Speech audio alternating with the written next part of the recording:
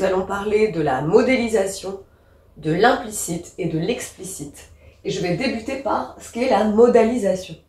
Donc, un énoncé peut être objectif, c'est-à-dire que ce que l'on va dire peut être objectif, dans ce cas ça signifie neutre, ou subjectif. Et subjectif signifie qui traduit un point de vue. La modalisation, c'est donc mettre de la subjectivité dans ce que l'on dit. On va alors employer ce qu'on appelle des modalisateurs. Des modalisateurs qui peuvent être des verbes, des adjectifs, des adverbes, des noms, des interjections, des types de phrases, certains temps et certains modes. Par exemple, pour exprimer le doute, eh bien, on va pouvoir utiliser peut-être, sans doute, le temps du conditionnel, des phrases interrogatives. Afin d'exprimer la certitude, on pourra avoir des mots comme assurément, affirmer. Pour exprimer un jugement positif, on pourra retrouver des termes associés à un vocabulaire mélioratif, voire laudatif, laudatif signifiant très mélioratif, comme superbe, merveilleux, ou encore on pourra trouver des superlatifs, c'est le plus grand, le plus beau, le meilleur.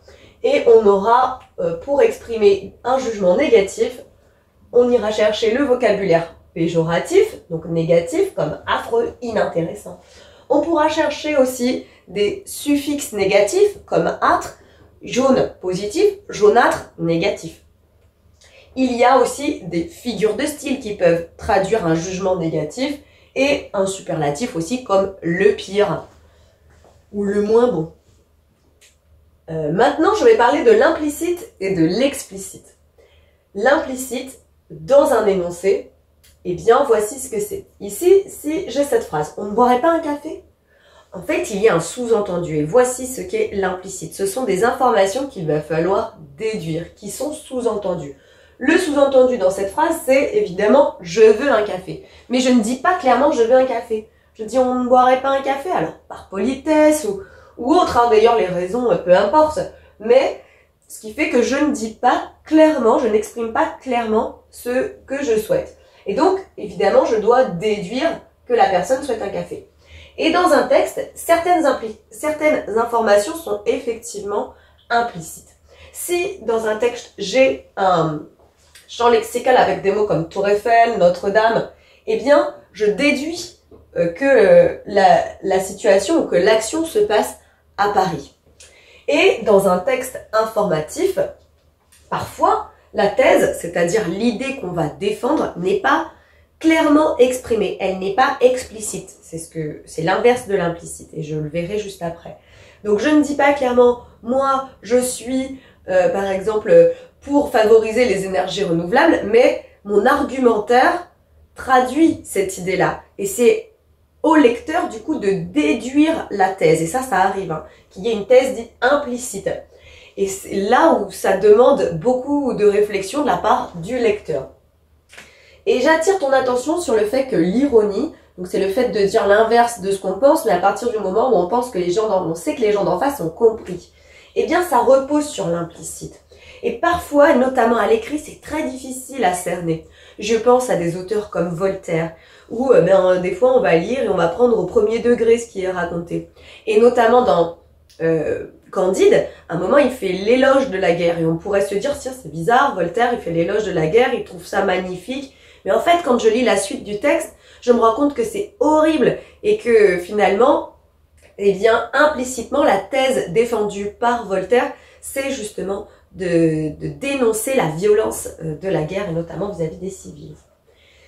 Donc c'est pour ça que je dis que l'ironie repose sur l'implicite et que parfois c'est difficile à cerner, mais surtout dans les textes, parce que dans la vie, la plupart du temps on comprend. Si j'arrive quelque part et que tout est en bazar et que je dis « ah c'est du propre », tout le monde a compris que j'étais en train de dire que finalement c'était le bazar, mais je passais par une antiphrase pour le dire. Donc quand on est dans un certain contexte, ça se comprend, mais à l'écrit, parfois le contexte il est peu ou pas connu du lecteur. Et c'est là où ça requiert des connaissances en dehors du texte. Et que c'est pour ça que c'est important d'être accompagné par l'enseignant pour comprendre les textes. À l'inverse, l'explicite, justement, je le disais, c'est lorsque le locuteur dit clairement ce qu'il pense. J'ai soif, je vais prendre un café. Et dans ces cas-là, eh bien, le texte est clair. Le locuteur exprime clairement ce qu'il veut, ce qu'il pense.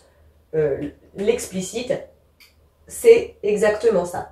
Donc, on fera surtout attention aux informations dites implicites dans un texte. À toi de jouer à présent. Je te propose un petit vrai-faux afin de voir si tu as bien compris la leçon dont nous venons de parler. Un énoncé subjectif est neutre. C'est vrai ou c'est faux?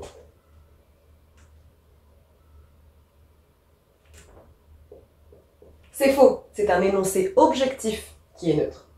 Les modalisateurs peuvent être des verbes, des noms, des adverbes. C'est vrai. L'implicite correspond à ce qui est exprimé clairement.